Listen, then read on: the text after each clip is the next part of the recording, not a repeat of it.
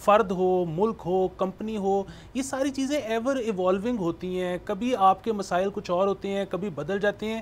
کسی مسئلے کا کوئی حل نہیں ہوتا، ہمیشہ ٹریڈ آف ہوتے ہیں. ہمیشہ آپ پاور تھوڑی سی آپ بڑھا رہے ہوتے ہو یا اپنی تھوڑی سی پاور لوز کر رہے ہوتے ہو. یہ اس طرح سے سوچتی ہے یا یہ کہتی ہے کہ بس ہم ٹھیک کر دیں گے؟ آپ کے اس سوال کا جواب تو شاید میں پچھلے سوال کے جواب میں دے چکا ہوں کہ یہاں پر کچھ سوچ سمجھ کے نہیں کیا جا رہا.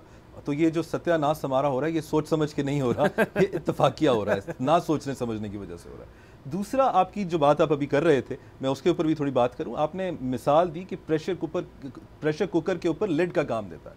اگر یہ وہ کام دے رہا ہے تو ٹھیک ہے، لیکن اکثر ایسا بھی دیکھنے میں آیا ہے کہ یہ پریشر کوکر کے نیچے لگی ہوئی آگ کا کام بھی دے رہا ہے. وہاں پر آپ کی جو فریڈم ہے اس کے اوپر کچھ ریسٹرکشن ضرور ہونی چاہیے. آپ کی فریڈم وہاں ختم ہو جاتی ہے جہاں میری ذات اور میری شخصیت شروع ہو جاتی ہے. یہاں پر بھی میرے خیال سے اوپینین میکرز کا کام آتا ہے، انٹلیکچوئلز کا کام آتا ہے کہ وہ آگے بڑھیں اور عوام کو دوبارہ سے یہ بات یاد کرائیں کہ تہذیب کتنی ضروری تھی، تربیت کتنی ضروری تھی، تمیز کتنی ضروری تھی. اس کا دامن ہم ہاتھ سے چھوڑ چکے ہیں. ہم جب تک اپنی آواز اونچی نہ کر لیں، نتنے پھلا نہ لیں یا تھوک باہر نہ نکل آئے بات کرتے ہوئے، ہمیں لگتا ہے کہ ہماری بات میں وزن نہیں آیا. بات ریپیٹ کرنے سے یا اونچی آواز میں کرنے سے آپ کی لاجک میں وزن نہیں آتا.